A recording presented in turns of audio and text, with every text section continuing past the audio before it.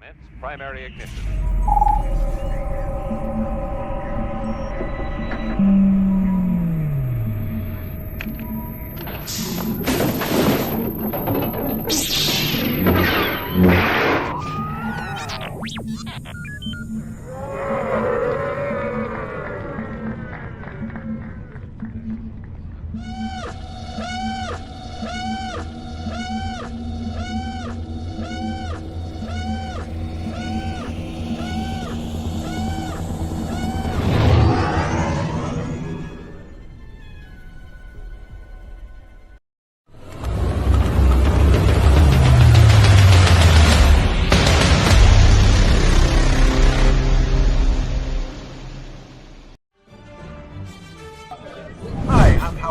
I was the Wampa ice creature in The Empire Strikes Back, and you're watching the Virtual Cantina Network.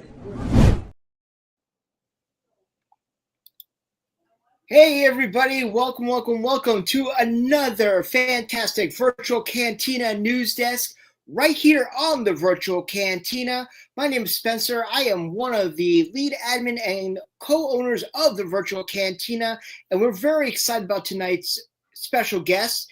Now, we're going to be talking all things Japan, but I'm very happy to bring on our official sponsor of the Not So Virtual Cantina Japan and the owner of Hyperspace Props, Mr. Michael Hyde. Mike, how are you, sir? I'm great. It's so much fun to be here. We're so happy to have you on today. And if you have questions or anything of that nature for myself or for Mike, we'll be talking all things Celebration, but we'll also be talking the not so in great detail a little later on in the broadcast. But I also want to plug right now that if you are on YouTube, on the Virtual Cantina Network, or on Facebook right now, please go to StreamYard.com/Facebook and connect your Facebook account so we can give you proper credit when you ask questions to Mike or myself, and we'll put your name up on the screen and, give you some personal attention right there. So, Celebration Japan, 5 months away. 5 months. It's coming really quickly. It's ridiculous. I feel like we were just in London. I know. I mean, I feel like we were also just in California for the family vacation, and that was only like a couple of months ago, but it feels literally like we just got home from there. Yeah. So before we talk about, celebration or anything like that, first and foremost, Mike, tell us a little bit about yourself and how, the Hyperspace Props came up to be. Yeah. So a lot of people assume that it was that Emily or I have some like magical amount of training in something like business or creating things. And the truth of it is more slow and steady. We got into cosplay when we were kind of first married. I was big into sewing just because I really liked making my own Halloween costumes. So when we got married, I just started making Halloween costumes for us. It was just kind of what came with me when she married me was free Halloween costumes. And so I think our second year of marriage, our third year of marriage, we were like, oh, let's be Jedi. Let's make some Jedi costumes. That would be fun. So we did the whole hardware store lightsaber hilt type thing that a lot of people do. And I'm searching online to find some patterns, and I inadvertently stumbled across the Rebel Legion website, found some patterns from them, and made some costumes. Had no idea what the Rebel Legion was or anything to do with costuming, like professional costuming or charity costuming. And then we had some friends who were into Comic-Con, and we're like, hey, we should try and go that. We get to wear our costumes another day. And I spent a lot of time making them. And we went to the first Comic-Con we went to was Salt Lake Comic-Con. And we went there and we were just blown away. Like, how did we not know this other world exists of people who like costume and build props and like really care about their fandom? So this was, I don't know, maybe 2015, I think 2015. And we were just kind of hooked right from the moment we saw it. We started making friends in the prop communities and costuming communities. And we were both kind of crafty people already, painting and stuff like that. And so we just jumped in and started making our own costumes and stuff, and then sharing it online, Facebook groups and such. And people were like, oh, hey, can I pick up one of those? Or where did you buy that? I want to buy one. And that's kind of how we got started. We just started like adding slowly costumes that we built that we wanted to make. And then people would ask us like, where did you buy it? How can I get one? Then we'd make a few more, and then slowly it just kind of grew. And then that was like the costume side of it. Then probably about, I don't know, I think it was 2017 or something. I don't know, something in my brain just switched, and I was like, I need a sabacc deck. So I started researching and found a sabacc deck designed by a now really good friend of mine, David Campbell, like a Legends sabacc deck, because this was before like really the Han Solo stuff had taken off, and got into sabacc. I like produced that deck for him in conjunction with him. And then from there, I was like, well, I'm tired of using poker chips. I really want to do credits. Then I got into plastic credits. And then from there, I was like, plastic's kind of cool, but metal will be a lot cooler. And it just seems like we just slowly fell into like loving sabacc and making everything for sabacc. So yeah, it's been a wild ride over the past like 5-6 years, but it's been so much fun to do.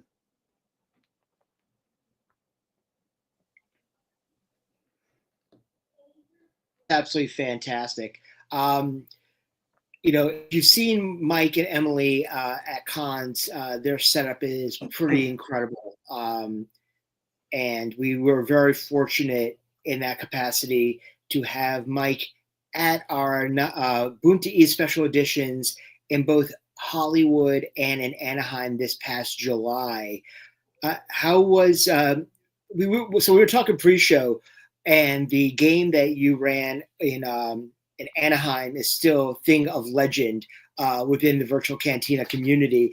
But we greatly appreciate that. And how was interacting with the fans and being part of such a immersive, I know you've done other cons, but this was like you were in the trenches, literally, with everything that was going on in the actual events. How was the experience with you just being involved with those events?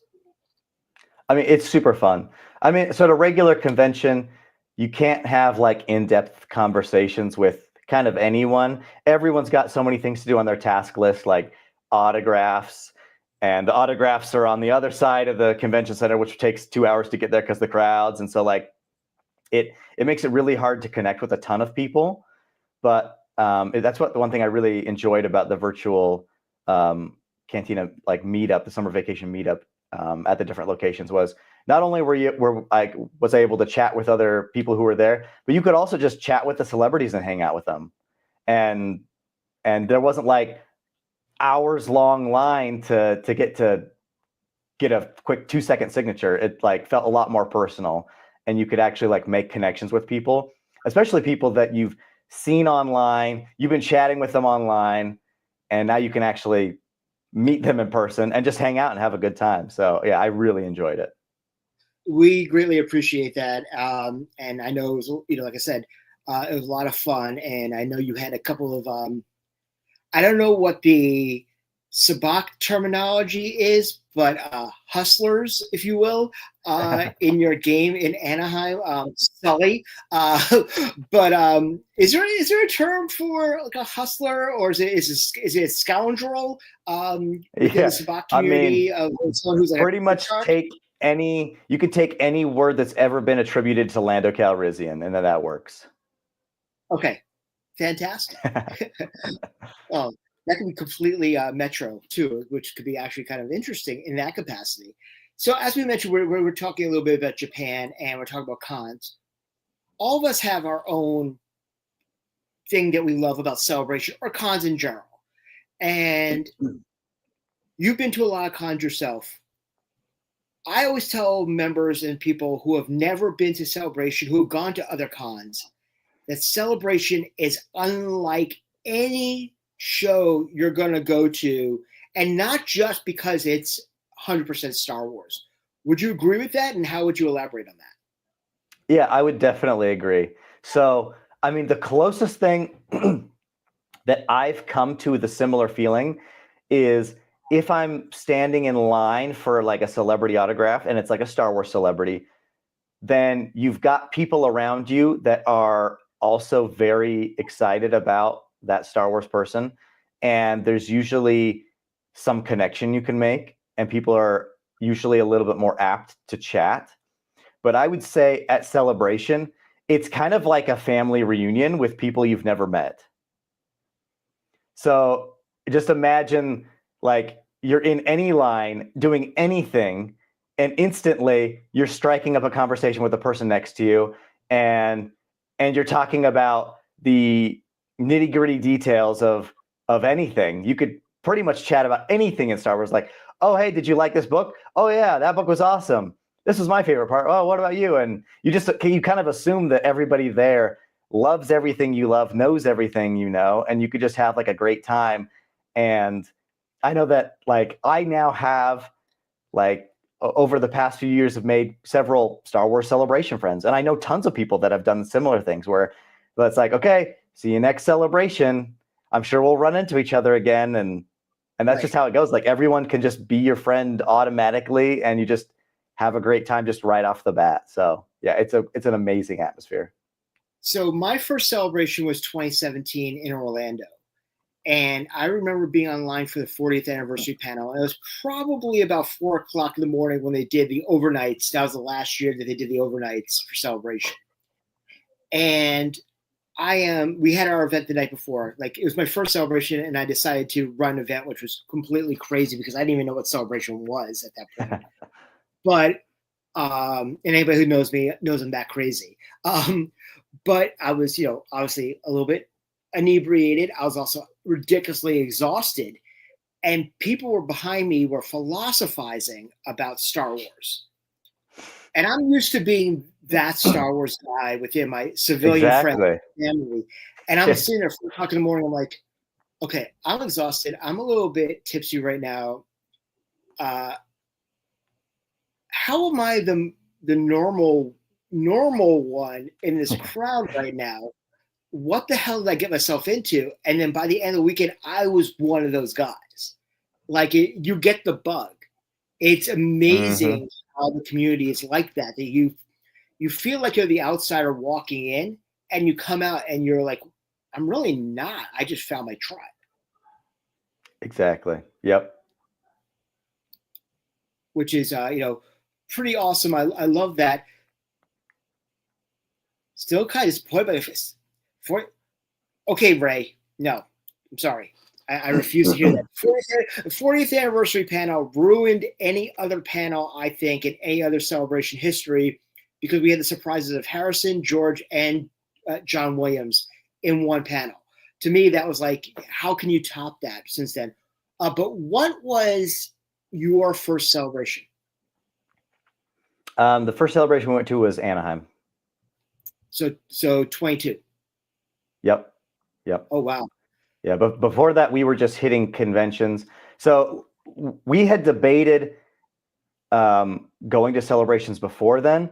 Like the problem was we obviously can't sell at a Celebration. Right. And so we were like, well, maybe we should just hit other conventions instead. And in 22, it was so close to us. I mean, that's the closest one it's been, because we live in Idaho. So California was the closest, and we could get flights fairly cheap from decently close to us. So we decided, hey, let's try it out and see what it's like. I mean, we have friends, really good friends, that go every single time, and they've been raving about it and being like, you have to go. And so just kind of like all the stars aligned where we could like afford to go, and it was close. So yeah, it was an amazing experience. Now, are you, when you're not like obviously vending at a show, like I know you vended over at Rebel Scum last year. Are you a panel guy? Are you an autograph guy? Do you like to just to cruise the artist alley and vendor hall? I mean, what is your? So, I mean, at this point, I rarely get out to do anything. I'm kind of a nothing guy at this point. In the early days of our business, when nobody knew who we were, and like Sabak wasn't as big of a thing, then I would sneak out, and when I would trade off, or we'd have like a friend watch the booth for a little while. And usually in the past, we would hit autographs.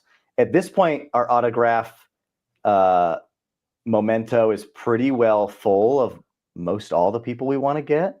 Right. And so this last time I went out, I was pretty much just looking at what other vendors were doing. And by vendors, I mostly mean like artists or small shops, because like at a Comic-Con, like a lot of the stuff is just bulk purchased from it's like the Chinese knockoff of something else, you know. There's all like the fake Pokemon stuff or whatever. And so those aren't the people I'm interested in. I'm looking at like actual craftsmen. So people that are actually making props, designing dioramas, things like that. That's kind of the stuff that inspires me now, is people more on the craftsman side that I can come up to them and say, hey, how did you make this? This is how I would have done it. And we kind of connect on like the maker level, which is really fun. It's fun to make friends of people who are also prop builders, craftsmen, stuff like that. And so I've connected with quite a few people that do similar stuff. But yeah, we've kind of done the autograph circuit every now and then. I think Emily's got a few more people on her list. Mark Thompson, she hasn't been able to get. We were supposed to meet him at ICCC. Is that too many C's? I don't know. But we couldn't go because we were at HalcyCon. Right. But he was sweet enough to record a message for us and send it our way, because we had planned on meeting him there. So he sent us a message, which was really nice. And then I think there's a couple more. We met Freddie Prinze Jr. already. I'm trying to think. Mark Thompson, I think there's one or two other ones on Emily's list, but I think I've got all the ones on my list. But yeah, so at this point, when we go to conventions, mostly the highlight for us now is honestly just hanging out with other Star Wars fans. That's one of the convenient things about having a Star Wars booth, is with our booth setup, we try and make it look like kind of like a Batu type theme. And so it attracts the Star Wars fans. And so basically I just get to hang out at my booth all day and have Star Wars nerds come to me, and we just geek out about Star Wars all day long, which is a ton of fun. Yeah. Oh yeah, it's absolutely fantastic. And you know, I firmly believe is that the fandom and the people that you meet that are diehard Star Wars fans, especially at Celebration, are really some of the best people I've ever met in my entire life, because we have so much in common that it's the common thread. And when we could be, you know, from different countries, you know, different races, different creeds, different, you know, political views. But when it comes to Star Wars, we all love Star Wars. And it's something that binds us all together. And we can all debate, you know, what we like, we don't like. And we can all say that, oh, there's elements that we don't, you know, care for as much as the other, you know, the other thing.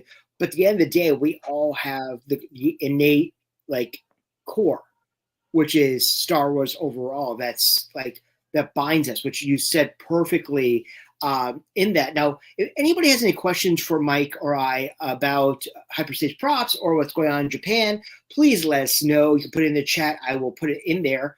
Also want to plug the fact that in 2 weeks, on December the 3rd, on Hopper.com or the Hopper app, it'll be a thing called Travel Tuesday.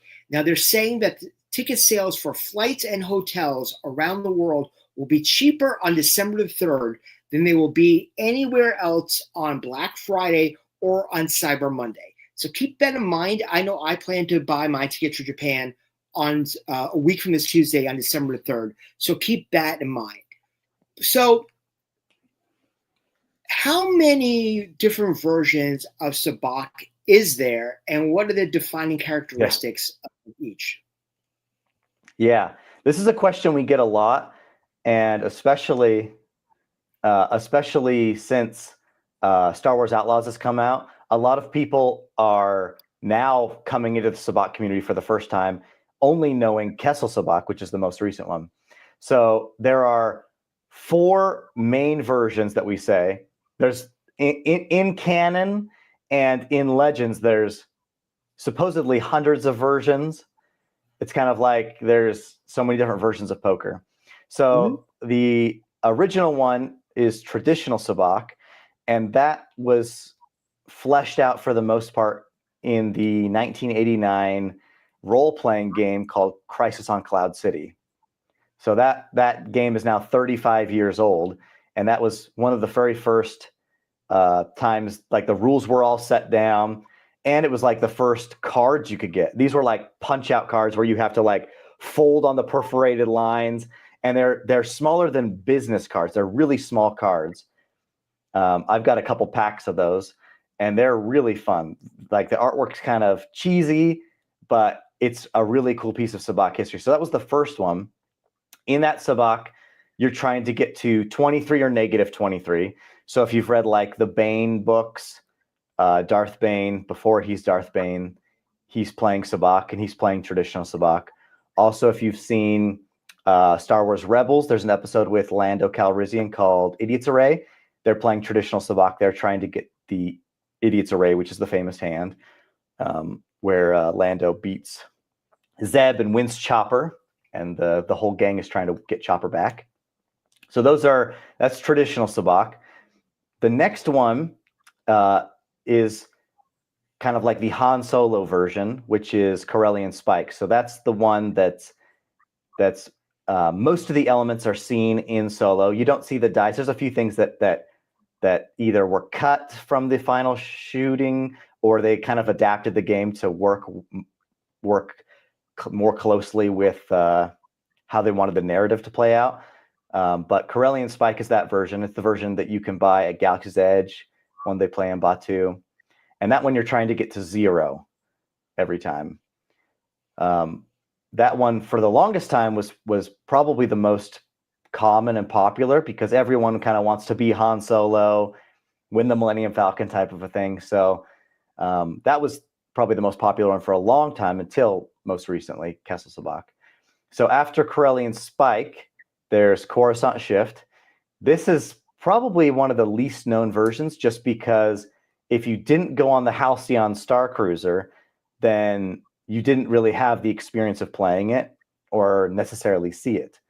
And so Coruscant Shift uses like the same deck as Corellian Spike, but the fun part of Coruscant Shift is, instead of always trying to get to a number like 23 or like 0, you have a set of dice that have different numbers on them: 10, -10, 5, -5, and 2 zeros. So every time you roll the dice, and then whatever number it rolls on is the number you're trying to get. So strategy is a little bit more fun on that game, because every hand the strategy can kind of swap up. You're not trying to do the same thing every time. And then the most recent one, Kessel sabacc, you're trying to get the lowest pair.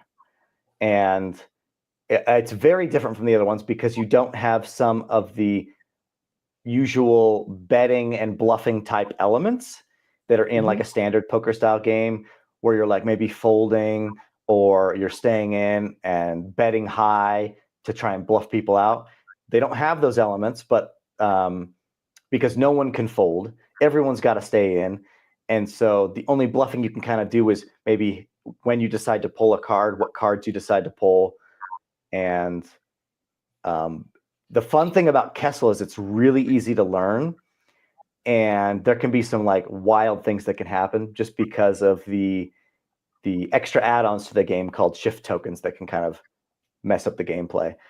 Kessel's really fun because it's like, I would say it's like the first time really that the whole family can play sabacc together. So we will play with our 9-year-old, our 8-year-old, and our 5-year-old, and all of them can play. They might not know like all of the in-depth strategy or anything, but at the end of the day, you're trying to get a matching set. And even a 5-year-old can match pictures. So right. It works really well. It's really fun. And because there's no like extra betting rounds, it's all just based on a wager at the beginning. Then the kids don't have to worry about like, oh, should I try and bluff, or how much should I bet? Like those are the concepts that are really difficult for a kid to understand. And so it's really fun for like the whole family to play Kessel Sabak. So that one's definitely become, I would say, the most popular, just overnight almost. That's incredible. So what can you, like, I talked about a show and tell. What would you like to show like some of our viewers right now of some of your items that you have on sale? And then obviously we'll talk about, what you'll have at the Not So. Yeah. So the first thing I will show off is our Kessel Sabak deck. This is our most popular item right now. So let's see. There we go. There's the front. Let's get the glare off. Okay, there's the back. So the fun thing about the Kessel deck is it has two different backs. And that way you can keep the deck separate because you can only have one card of each back. So those are the back designs, similar to the deck box. And I'll show off a few of the cards on the fronts. So in Kessel Sabak, there is two different suits, what they call families. And in the game Star Wars Outlaws, they have one suit or family that is sand and the other one is blood. And when I was like kind of debating like what should I do for my design of Kessel Sabak, I wanted to do like a Pike Syndicate theme. So our families are on the inside. You can see we've got spice. So we've got a big crate of spice there. And then we've got coaxium. We've got a vial of coaxium right there. Let's see. Nice. There we go. It's better. So that's all we've got, like the blue and the orange. We've got spice and coaxium. So that's like the first thing I wanted to show off. The second thing, this one's a little bit, I haven't taken all the paper off this one yet. But this is our Kessel Sabak organizer.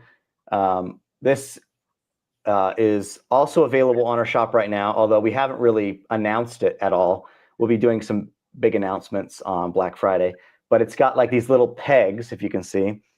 So the way the game is played is supposed to be on a Lazy Susan droid, and the droid deals out the cards to you, and then the deck spins around for each person. So it goes around, so each person has access to the deck, and this allows it so that you can spin them around, and the cards don't slide around too much. They all stay nicely organized. And there's something like this that's on Star Wars Outlaws, which is also a part of the actual Sabak table when you're playing the game in the video game. That's awesome. So those are the two things that we've previously announced that people might have seen. But I'm going to make, I might have to go get them. I looked at these and I thought these were what I was going to announce, but these are not. These are plastic, and I have something different to announce. Let me go grab them real quick. My paint job was too good. No problem. My paint job was too good. I tricked myself with my paint job. So I'm just going to answer this question that we received from David Lewis while we're here. Is he had asked for shipping services at the convention center? So I just did a quick search, and there are no shipping services within the Matakari Masi. However, a half a mile away from the hall is FedEx. So you'll be able to do any shipping within a mile radius of the hall. So unfortunately, unlike other convention halls we've been to where we've had a shipping facility within, there is not one there, but there is one within walking distance. So I hope that answers your question there, Dave. So what you got, this is something that has only been announced to our members. So we have memberships where our members get a vote on new products, and that's not true, Soli. That's not true. I do not owe any gambling debts. I'm completely debt-free with Java.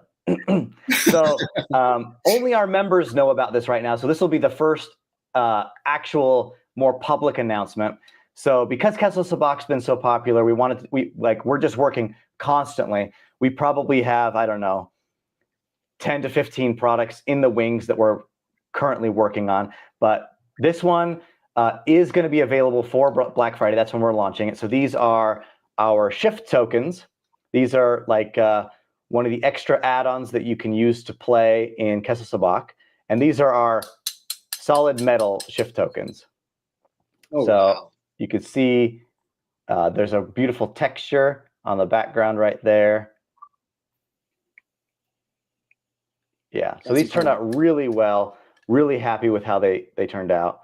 And so that'll be dropping on Black Friday, along with a sale that we're going to run as well. So it'll be a good time to stock up on all your Sabac supplies with the sale and some really fun new drops.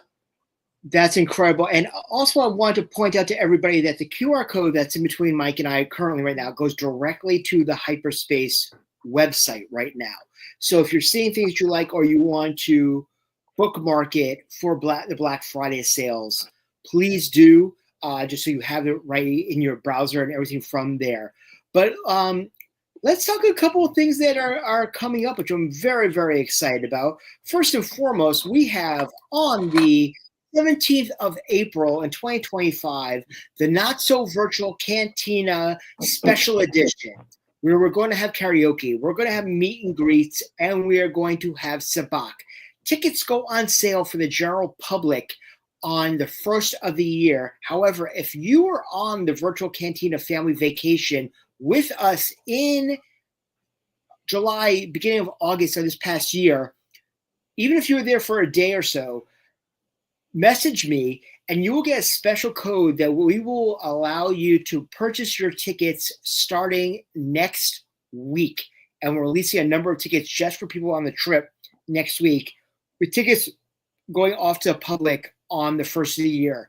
And your ticket includes a buffet dinner, all you could drink, alcohol and soda, swag bag, and event t-shirts. Now, some people have said, well, guys, why aren't you doing Bunta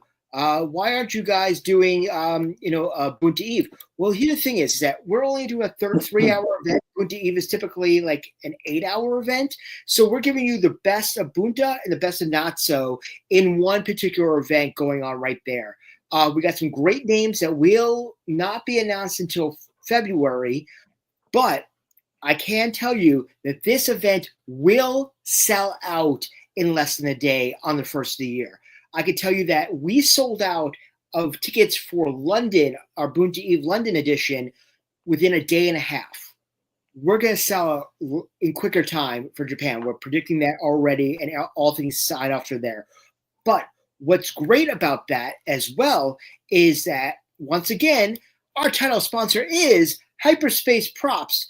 Hyperspace Props, if you go to their website, which is you can go to the QR code and utilize the code VSVCSE, which is Not So Virtual Cantina Special Edition, you will get 10% off of your purchase, including stuff that is you order today. So you can start banking your credits now for Japan and lose it to Sully when you get to Not So Virtual Cantina. So we are going to have a whole other section at the Not So Virtual Cantina that is going to be dedicated physically to Hyperspace Props, including a big round table where Mike's going to be running games, and we're going to have the only booth at Not So is going to be for Hyperspace Props. So, Mike, what can you tell you about some of the early talks of what you and Emily are planning for the Not So in Japan? Yeah, so we are like really excited to have like a Sabac presence in Japan. I think it's gonna be really fun. What we want to kind of do is kind of one thing that I realized last time at the summer vacation was there were a lot of people who are kind of intrigued by Sabac, but there were people who were kind of like intimidated, especially since we had several people who like knew how to play quite well. And so kind of what we want to do is we want to maybe start off the evening and just play some like pickup games where people can jump in for a hand or two, learn how to play a version depending on like what they're interested in. And we could play some pickup games. And then when we kind of get a bunch of people in who are interested, we just want to make sure everyone feels comfortable. That way they're not really intimidated by it. And then once we've got everybody like taught a version of or two of sabacc, then we can actually start some tables and play some what I would call high stakes games. At the end of the day, there's like actually no stakes, but because at the end of the day, we're just playing with house money. But the feeling that you get is like a high stakes game. It's so much fun.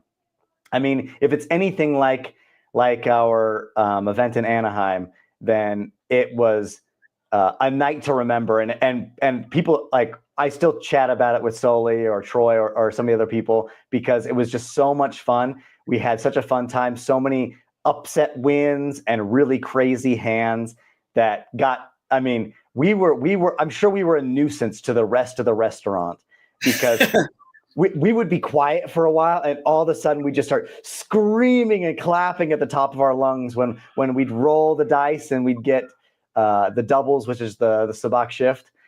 We would just start screaming at the top of our lungs. I mean, by the end of the night, I'm sure all of our voices, my voice was dead. And so it was just such a hoot, so much fun to play. And it always is really fun because you always get these upset wins, especially when you just don't know what's going to happen, especially with the dice. So yeah, it's always a blast. And so if it's your first time playing sabacc and you feel like, oh, I don't know if I want to jump in, definitely jump into one of like the pickup games, learn how to play, and then you can jump into one of our longer games. That way we can have some really fun times. It's so much fun to play and so much fun just to hang out with other people. Great excuse to socialize and have a good time. So it'll be fun. So Ray, who was one of the guys who was part of your game in Anaheim, said it was absolutely so much fun playing with you in Anaheim, and I know Ray will be there. But I can tell you that, Ray, that Bruce will be in Japan. So if Bruce is planning to outshark Sully again, we will see. I did hear a lot of stories about how Bruce was running the table quite a bit in that game. So it's going to be a lot of fun. And like I said, we're very excited because, as you mentioned, that typically it's as a celebration per se. You guys might not be vending, but you have an opportunity here at one of the events that people can come in and play and also pick up some cards and everything of that nature. So even if you guys are planning, to do some stuff like while you're waiting online, at the con or anything of that nature, people can play and they can learn how to play at the Not So Virtual Cantina, which we are very, very excited about that. I want to also get this question answered for Chris Forsyth. How are you doing there, Chris? Is that yes, there is a payment plan in order for your tickets for the Not So Virtual Cantina. We are going to have what's called Afterpay, which is kind of like a payment plan. Basically, say you put down 20% or 25%, and then you pay it off over the next 4 weeks per se, or 8 weeks every other week, and you can get your tickets that way and make sure you're going to be at the event. And I can tell you right now, once again, it will sell out. It will sell in less than a day. Tickets go on sale at 9 a.m. Eastern time on the first of the year for the public. So very, very excited about that. It'll be a little over 100 tickets available at that time. We are opening up some tickets for the people who are on the trip first and foremost next week. So what sort of products are you thinking about bringing with you so people can look at now that you're planning to bring to Japan? Are you going to go heavy with Kessel because obviously that seems to be the newest version, or are you going to try to bring a good selection? What's your mindset as far as your sales for the Japan event? Yeah, so I think we're going to probably bring a little bit of everything. We're probably not going to stock very much. Our thinking is, there's going to be a lot of people who are traveling to Japan and on a plane, and so is it worth coming from the U.S. to Japan, then picking up something from us and then bringing it back to the U.S.? Mm-hmm. Probably not. So our thought is maybe we might just have a few things for sale, but most of the stuff will just be people can check it out, and then we can take orders there, and then right when we get back to the US, then we would just ship it out. I think that's probably what we'll do, just so people don't have to worry about packing 10 pounds of credits that they eat up suitcase weight very quickly. And so it's a lot easier to just have it ship after the fact. So yeah, we'll probably take orders and get them in our system, and then right when we get back home, then we would just ship them out. That's what we're thinking right now. That's great. But we want to have like everything. We want to have like a bunch of decks, all of our credits, a ton of stuff there so that people can see, and then we'll have some demo sets that people can play with as well. So they can get like the full experience right there. Awesome. So another question we got here from David Lewis. He is saying, in terms of physical cash, the better to carry yen or currency from your home country. So a lot of the videos that I've been watching and done research on recommends that besides, if you have the ISO system, which is like the Apple, first and foremost, you want to get something called a SWC card, which is like a digital credit card. And you can put up to 20,000 yen on that card, which is about 135 US dollars currently. And you can update it. And that way it works on all the trains. There's vending machines everywhere in Japan. Literally, you can be walking down a back alley and you're going to see like 10 vending machines, which is ridiculous. And it's all over Disney as well.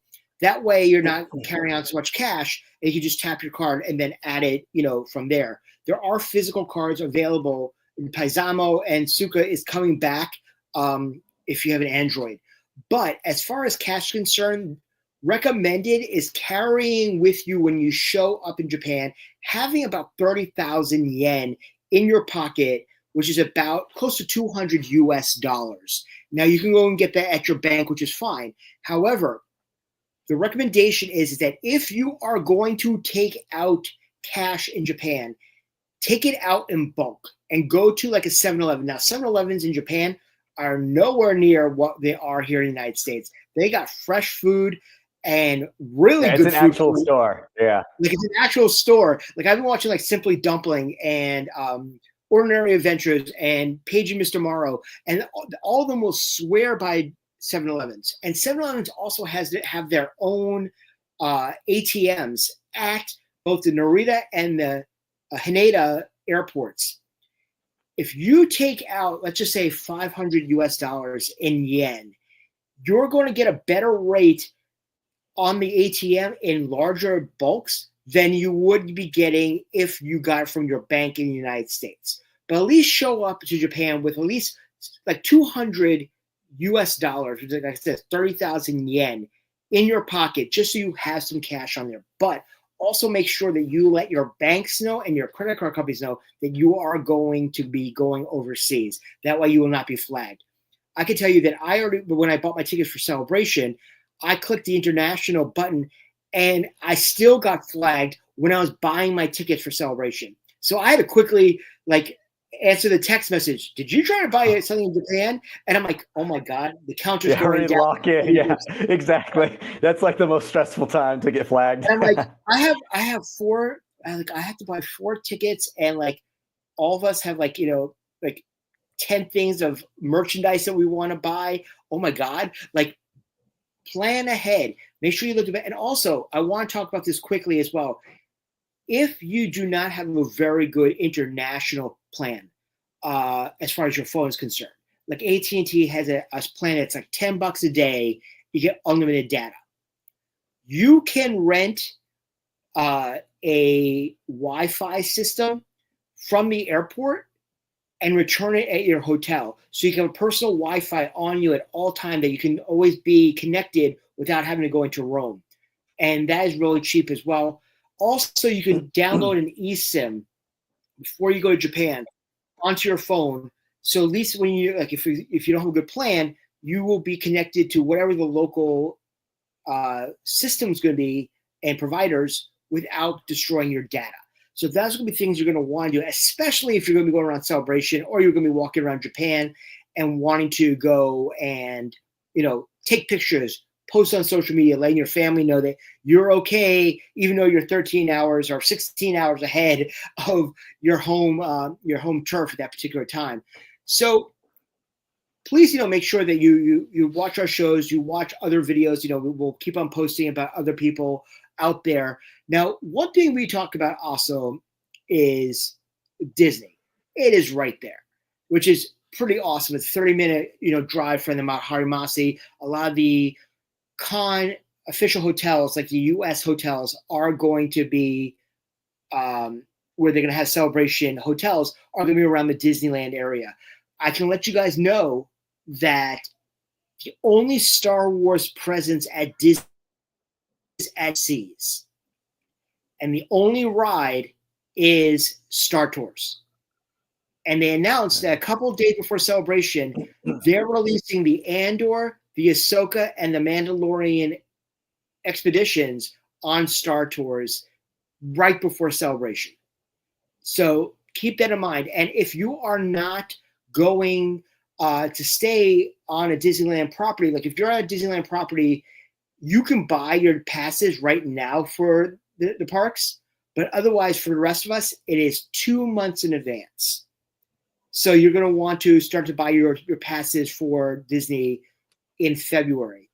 Now, Mike, are you guys planning to hit either of the parks while you are in Japan? We keep going up in the air. The problem with Japan is there is just so many cool things to see. There's way too many things. See, like in London, we felt like 2 days, we can get around and see all the sites. Right. And we felt really good with 2 days. But we're just like Japan, we're like, how do you choose what you're going to do? Japan has so much history. You like, even if you just wanted to do a basic historical tour, then you could be there a week. Right. And so we're like, well, our biggest constraint is we've got orders to fulfill and we've got kids that can't miss school a ton. So our kids are going to be out of school being watched by my in-laws. And so we're trying to figure out how much time can we actually swing in Japan. And so it will depend on how much time we can get. If we can get maybe like 4 or 5 days, which is I think probably what we'd like to do, then I think I'd really like to go to Disney. I'd also like to do maybe they've got like some Nintendo, like a Mario park. I think that would be kind of cool. Yeah, the Mario thing kind of seemed cool. I haven't done very much research on the Mario side of it, but I thought that might be cool. But yeah, like I said, there really is just way too many really cool things to do. Emily and I are big like foodies when it comes to Asian food in general. I lived in Hong Kong for a few years, and so so I like Chinese food and Japanese food and Vietnamese. Like that's my meat and potatoes coming from a guy in Idaho, and so we're super excited just to like try all sorts of crazy stuff. But right now we've got a list that's way too long to see everything, and we've got to start, as it gets closer, we've got to start whittling down the list and deciding what things we're actually going to decide to do and what things don't quite make the cut. So yeah, that'll be a hard decision, but we've got to figure out how many days we can lock in. So it'll be a memorable trip regardless, because like I said, there's just so many cool things to see. Did I freeze? Am I frozen? Oh, there I am. What I was about to say is that my family actually spent a number of years in Hong Kong when I was in college. Oh yeah. And my brothers both went to HKIS.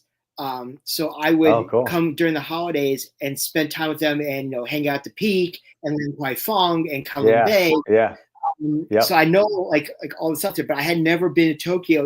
Like when I was in college, I would come back for the holidays and spend the holidays in Asia with my family.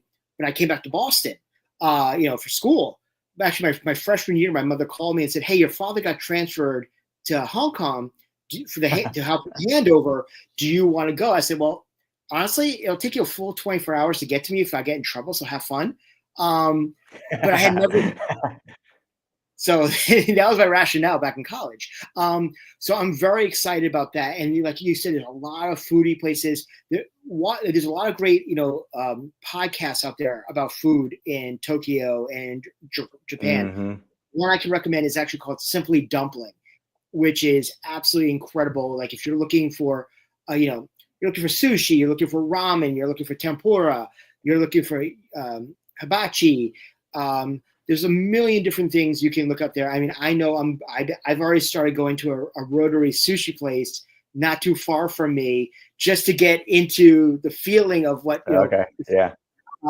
Which has been great because it's not only been like some sort of it's a chain, but the fact is the rotating sushi bar, but also even the bathrooms are Japanese made, so like they have the heated seats and the bidet, all that like included. And I'm like, this is an American restaurant. This is ridiculous. This is awesome. So if you have an opportunity right now to go and take that, but research. We're going to do our shows every so often. I'm going to be doing a show every other week here, and then we're going to be doing them weekly once we get closer to Celebration. But also make sure that you are, following us and also following Hyperspace Props. Once again, is that Hyperspace Props is the official sponsor of the Not So Virtual Cantina Special Edition in Japan. You can pre-order credits and your cosplay props right now at hyperspaceprops.com, which you can do the QR code and use the code NSVCSC for 10% off of your purchases right there. So they announced a whole slew of guests already to Celebration, and which is great considering the fact that usually we don't get anything until January. Now, I think it's fact, getting like, obviously the traditional, like, the Ashley Ecksteins, the Anthony Daniels. Obviously, we got Tamora Morrison, who has come from New Zealand, so it's a hop, skip, and jump for him. Daniel Logans. I'm very excited personally for one May Jacinto to have the stranger from Acolyte there. Very excited about seeing him. But also Doug Chang doing his first in-person con signing. I know we've all seen Doug walk around the floors at celebrations or in panels. I know when I was getting coffee in London at that coffee stand, the Cozy, right in front of the convention hall one morning, he was walking by. So I literally left my coffee, ran over to get a quick snap with Doug Chang. I would too, yeah. I mean, come on. I know they announced only a few right now, but is there anybody that has been announced so far that I know you said you have everybody you want, but it's like a Doug Chang on your list? Doug Chang is 100% on my list, yeah. Yeah. Okay. Especially as the hard thing for me though is going to be what should I have him sign? Yeah, I understand. Because he's got so many cool things. Like I obviously want him to sign like some artwork that he's done. Right. But the problem is, what do I have him do? Yeah, that'll be the hard question. What should he do? What should he sign? I'm actually considering schlepping the season 1 Art of Mandalorian book with me to Japan and just calling it a day. I know it's going to be a hassle, but I do know some people who are thinking about bringing the box of the Clone Wars sabers to get to Japan. And I'm like, she does so many cons in the States. Why'd you bring it to Japan? Yeah. So I have the Clone Wars sabers signed by Ashley. And yeah, I had them done at a convention. I would definitely wouldn't take them to Japan. Yeah. Right. But I mean, it is really cool because she does multicolor signatures too.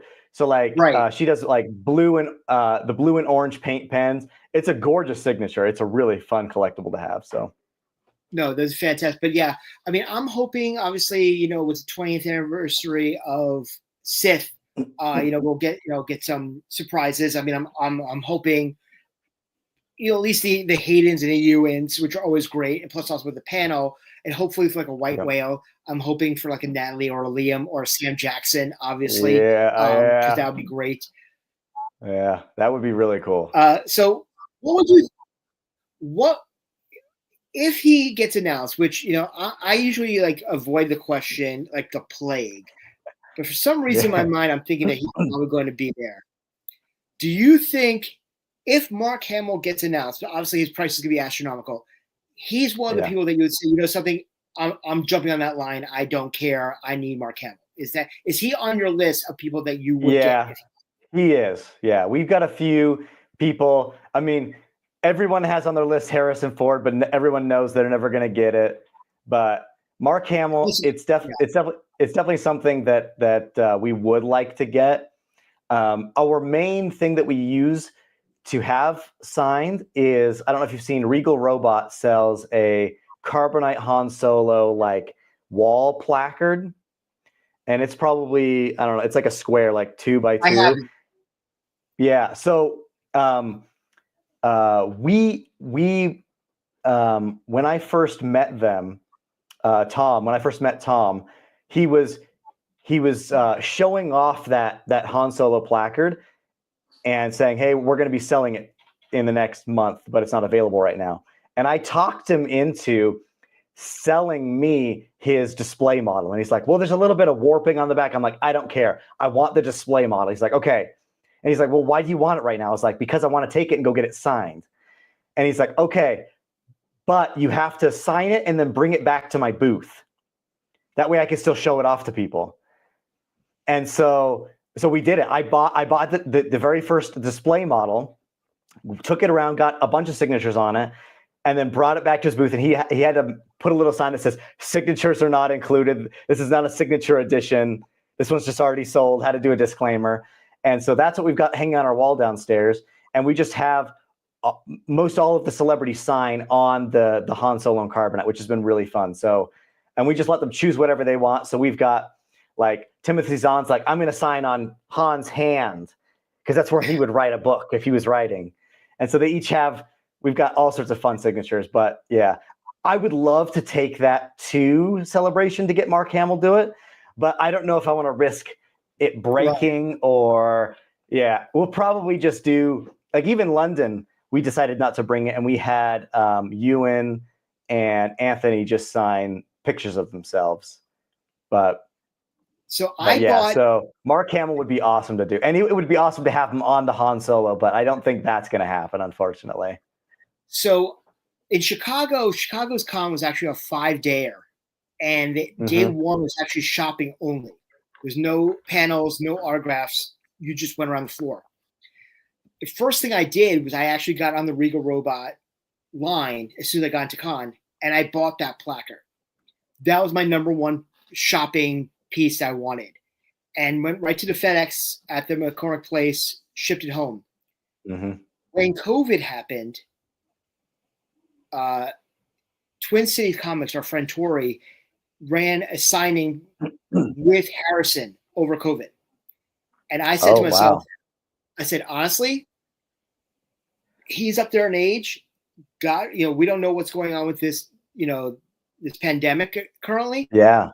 I don't care what it costs. I'm saying this because who knows? I bought this purposely. So sitting on I'll have to see a picture afterwards, sitting on up on my wall in my office, I have the placard, and signed in the top right corner next to his head is Harrison Ford in paint pen. That's cool. Like, one and done, completely understand, but it's a great piece. But anything you get from Regal Robot is fantastic and amazing work. Tom does such amazing work, yeah. And I hope they're in Japan. And they announced a couple of vendors already, like Bandai is going to be there. They announced another company that's a pop-up shop that they have in Japan purposely. They're going to do a pop-up in the convention. There's going to be a lot of stuff. I'm very excited to see the cosplay. I mean, that was another thing, was when we were watching Ahsoka and my wife was watching and she's like, this is heavily Japanese, influence. I wonder to subliminally try and tell people, hey, start getting ready for Celebration now. And I'm like, it wouldn't surprise me in any sort of capacity for people like, ooh, that'd be kind of cool. I could do that in Japan, or having the death troop, the zombie troopers or anything of that nature. Things I think there's also a lot of cool stuff you could do with Star Wars Visions. A lot of really cool stuff in Star Wars Visions people could latch on to. And they also announced, one of the first things they announced is that all the major anime companies are going to have a presence at Celebration. That was like one of the first things they announced. And then they just announced that season 3 is going to be coming out just after Celebration. So we'll probably get some good, Visions panels. Some good sneaks. Some good sneak peeks. Yeah. Well, same thing with Andor. Andor comes out the week after Celebration, so maybe that will be that we will get the first 2 episodes night 1 of Celebration. Premiere, that would be fun. Like we had Mando season 7, episode 7, season 3, and the Obi-Wan premiere at Celebration. It's gonna be great.